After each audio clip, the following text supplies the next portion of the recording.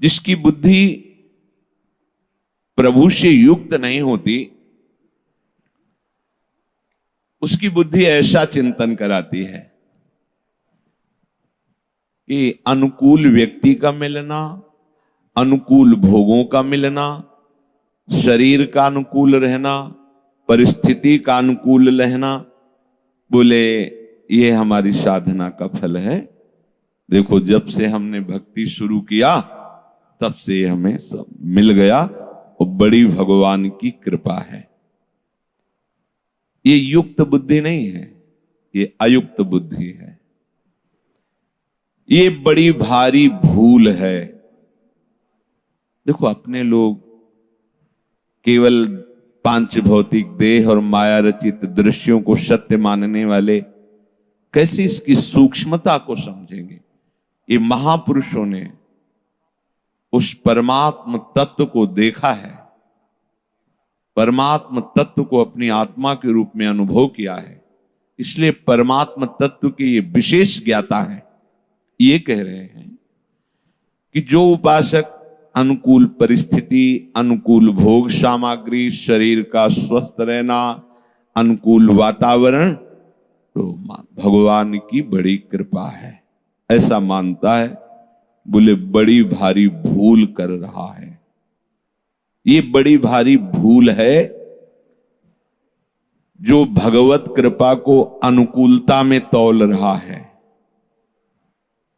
अनुकूल भोग पदार्थ में बुद्धि राजी रहती है, अनुकूल परिस्थिति में राजी रहती है, अनुकूल व्यक्ति, अनुकूल वस्तु में राजी रहती है।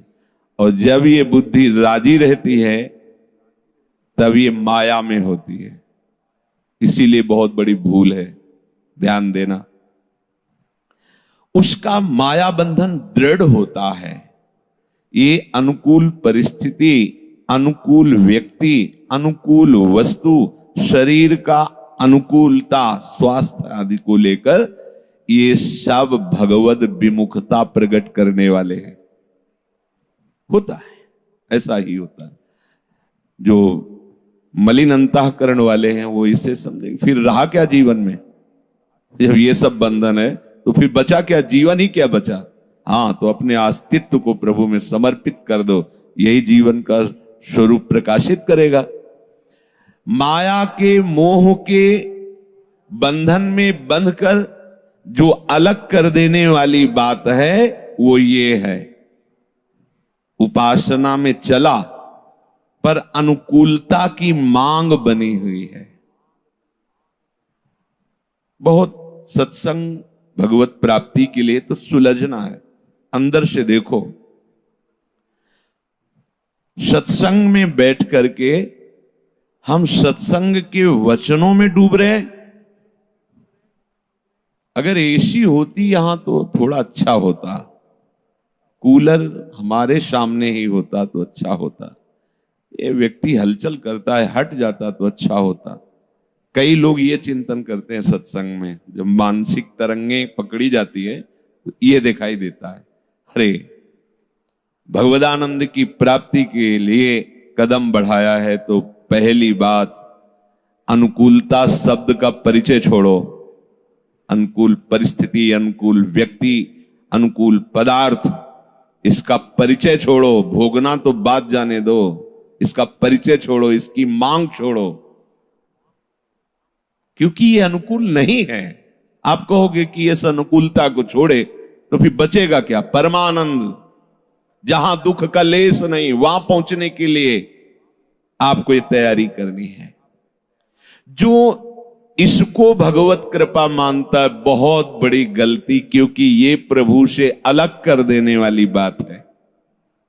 पर होता यह है कि जब उपासक प्रभु का भजन करता है, प्रभु का नाम जप करता है, शास्त्रों का स्वाध्याय करता है, तो उसके हृदय में भोगों की प्राप्ति या भोगों में सुख बुद्धि ये रहती है। और जहां उसको प्राप्त हुई सफलता, बस वो मान लेता है कि हमें लाभ मिला, हमारी कामना पूरी हुई, हम पर भगवान बड़े कृपालु हैं, ऐसा मान लेता है। परंतु ये बहुत बड़ी गलती हो गई, क्योंकि वो अनुकूल भोगों में भगवान की कृपा को मानकर उसमें फंस जाएगा और भगवत चिंतन रहित होकर भोगाभ्यास दृढ़ होगा, अनुकूलता का भोग करने लगेगा। जो अखंड आनंद की यात्रा थी रुक गई। भगवान कृपा करके अपने जनों को ऐसे घेरे में ला देते हैं कि उसको भजन करना ही पड़ेगा, दूसरा कोई उपाय नहीं। ऐसे उपासकों को प्रभु जब घेरते हैं इस रूप में, तो आरोप करने लगता है कि गुरुदेव बड़े निर्दयी हैं और भगवान बड़े निर्दयी हैं। देखो ना, उनके लिए हमने ये किया और वो हमारे लिए क्या कर रहे हैं। उपासक को भ्रम हो जाता है कि गुरु भगवान बड़े निर्दयी हैं। दो नहीं है इसलिए एक करके बोलते हैं। भगवान आपके हृदय में उपदेश करते हैं कि आप गलत करने जा रहे हैं, तो आप सुनते भी नहीं हैं। वही जब गुरु रूप में आप पर शासन करते हैं, तो जो सौभाग्यशाली होता है उसी को गुरु का शासन स्वीकृत होता है, नहीं तो अस्वीकार कर देता है, अपने को निर्दोष साबित करता है। गुरुदेव के सामने कितनी मूढ़ता है। अरे जो दोष रहित करने के लिए तुम्हारे को मिले हैं, उनके सामने तुम अहम का पोषण करते हुए अपने को निर्दोष कह रहे हो, बहुत बड़ी गलती है। अरे जो निर्दोष हैं वो उनके चरणों में बैठ के कहते हैं मैं तो सब दोषों से युक्त हूं, भगवान अगर आश्रय है तो आपका है, अगर कुछ है तो आपके चरणों का है। हे हरि, मैं तो क्वाहम तुच्छा परम अधमा प्राण्यो गर्ह कर्मा। गर्ह कर्म मतलब अपराध, बड़े बड़े अपराध करने वाली वृत्ति मेरी है। जो निर्दोष है, अपने लोग निर्दोष होने के मार्ग में आए तो हम सफाई पेश करते हैं कि हम निर्दोष हैं, भूल मत करना। अब ऐसे जो अनुकूलता को भगवत कृपा मानते हैं, प्रभु देखे कि अनुकूलता में फंस गया, भजन छोड़ दिया, घंटों विस्मृत है, तो प्रभु ने अब कृपा करके उसको प्रतिकूलता के घेरे में लाया, ऐसे बांध दिया कि अब तो बोलना ही पड़ेगा हरि शरणम, दूसरा कोई मार्ग नहीं।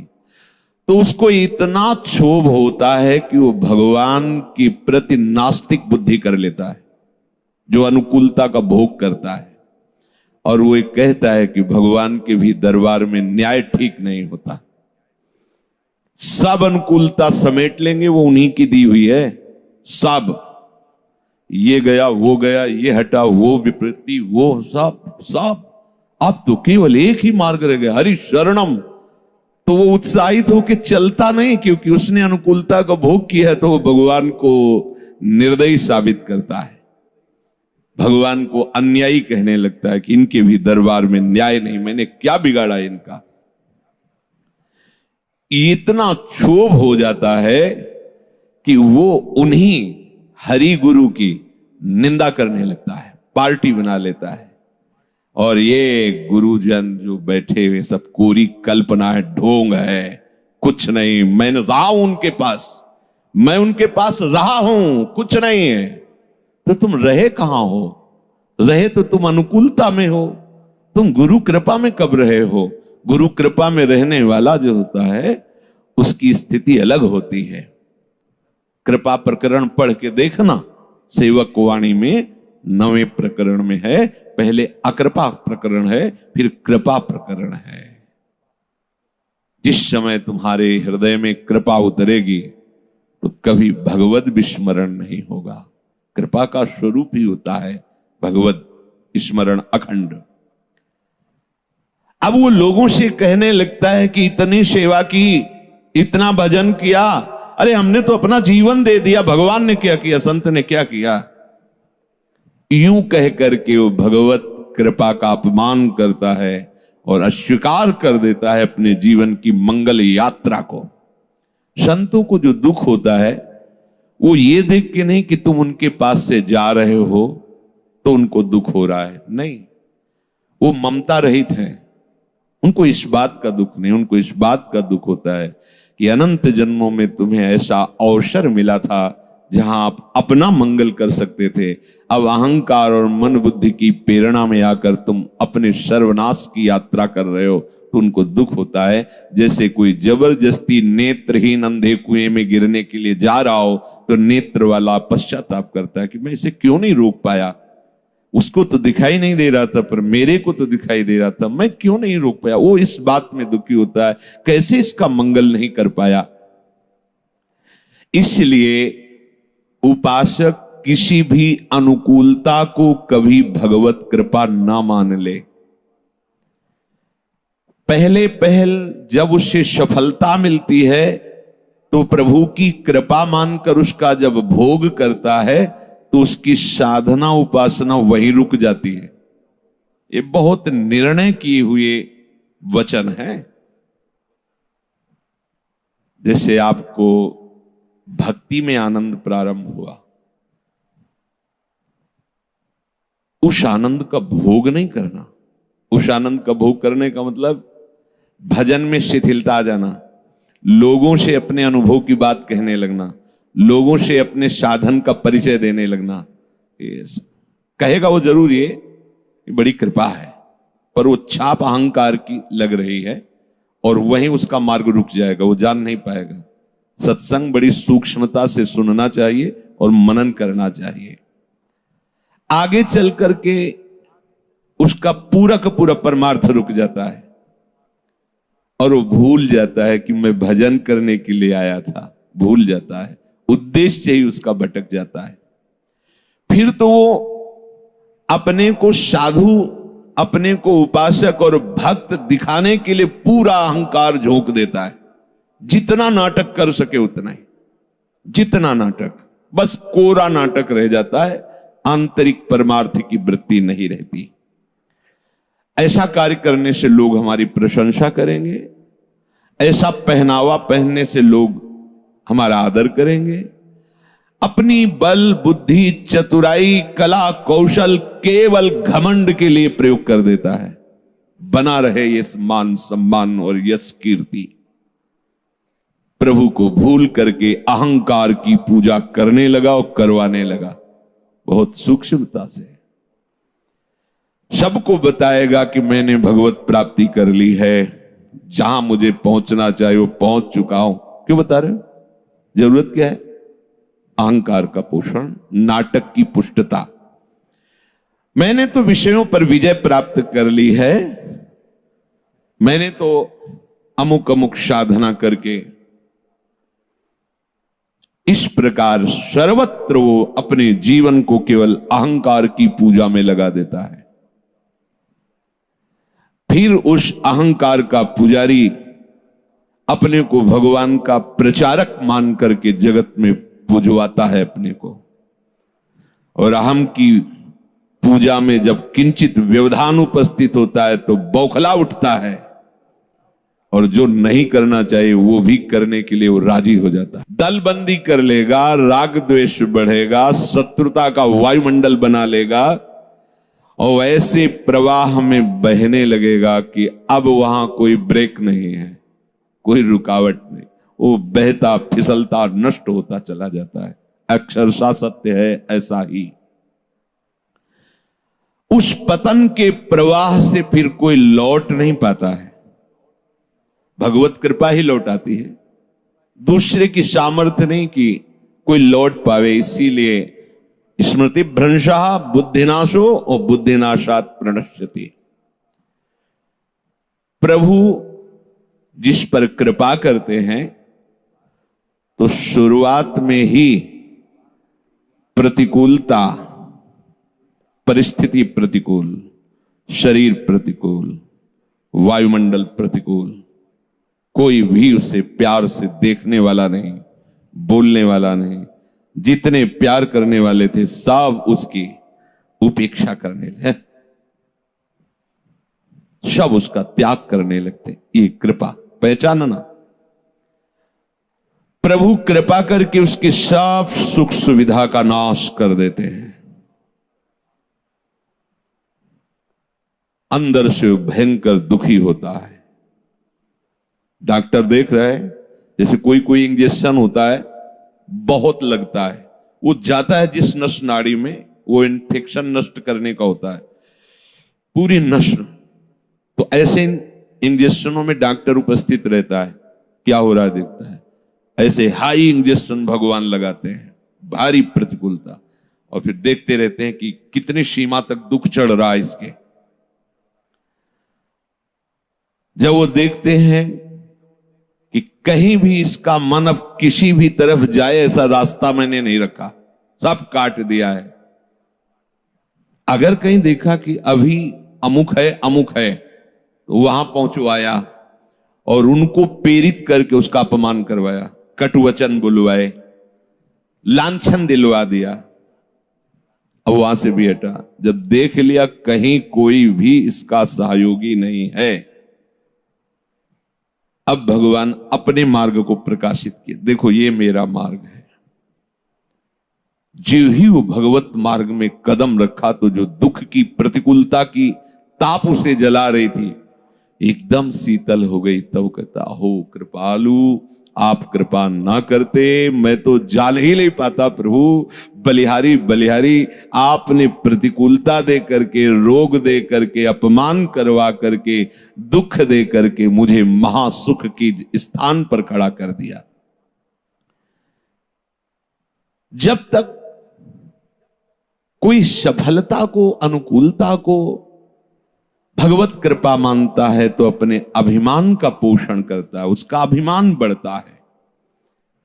जिसका अभिमान बढ़ता है उससे प्रभु और संयम, नियम, पवित्रता, धर्म ये सब दूर हो जाते हैं।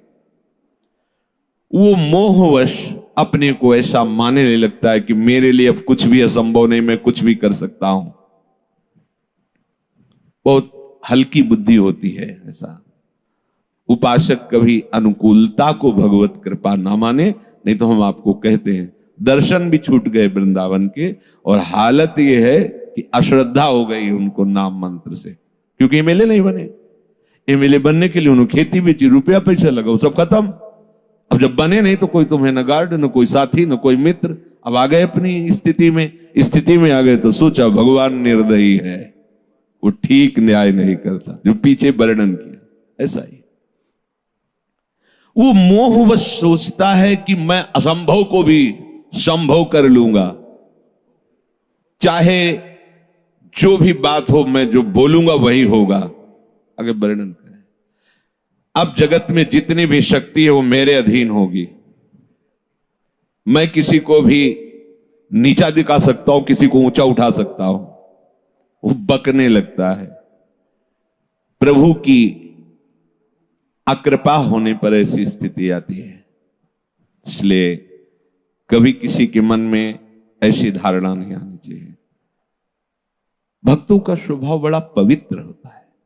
ये बोले कि ब्याहुला हो रहा है, पानी तो गिर ही नहीं सकता, आप चिंता मत, कोई नहीं, गिरो, आराम से गिरो। हम 4 लाइन ब्याहुला करके बंद कर देते हैं, दोनों दुल्हा दुल्हन को लेके अंदर विराजमान हो जाते हैं। क्या जाता है, आप खेलो जैसे आपको खेलना हो। भजन का प्रयोग प्रकृति को रोकने में थोड़ी है, भजन का प्रयोग प्रेम रस में डूबने के लिए है, प्रियालाल के रिझाने के लिए है।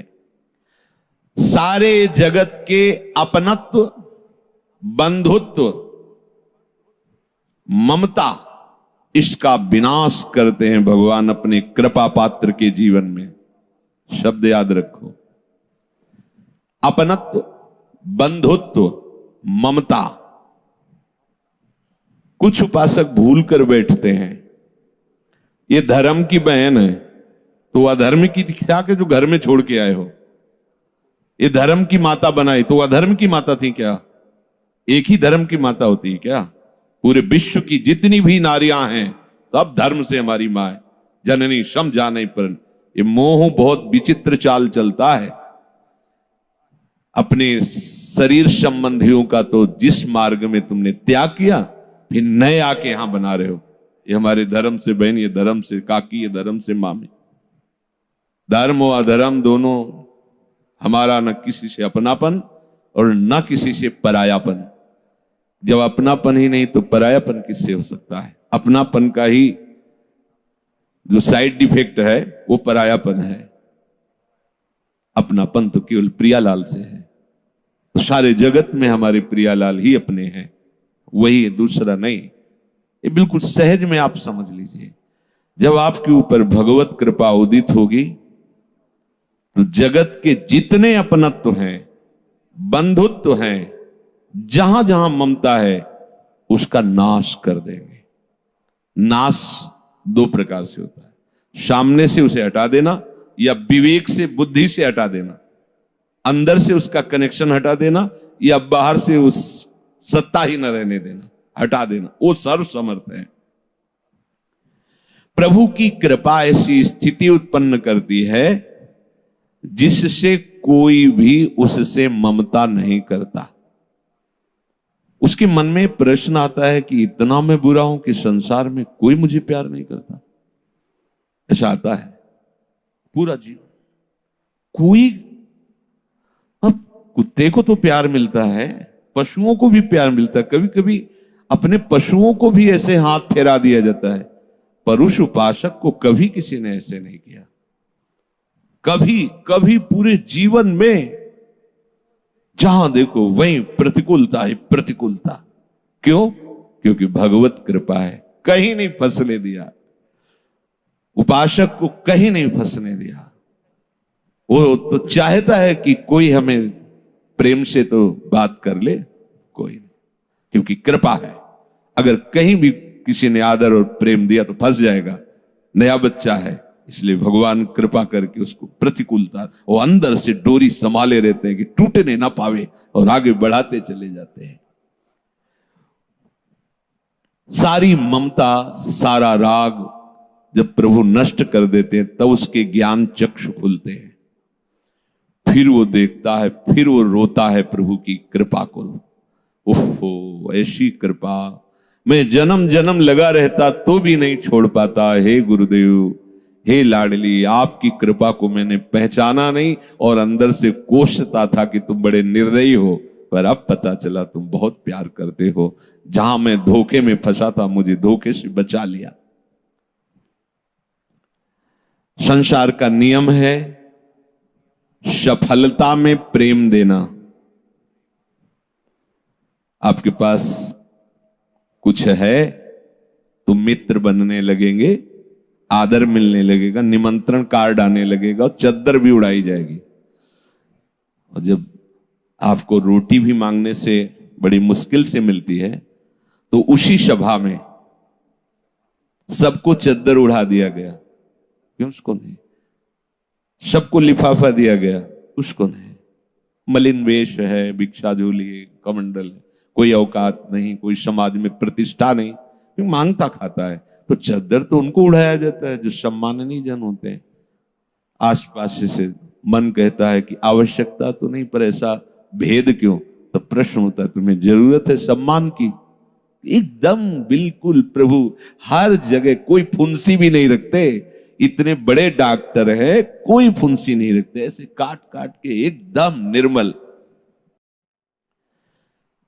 अब उसको हृदय में ढूंढने पर भी पता नहीं चलता कि दुख किसे कहते हैं। समझ पाए? यह है कृपा। निकालते निकालते ऐसे निकाल के लाए और सुख में खड़ा कर दिया कि वो ढूंढता है कि दुख किसे कहते हैं। अब उसके हृदय में दुख का लेश नहीं रहे।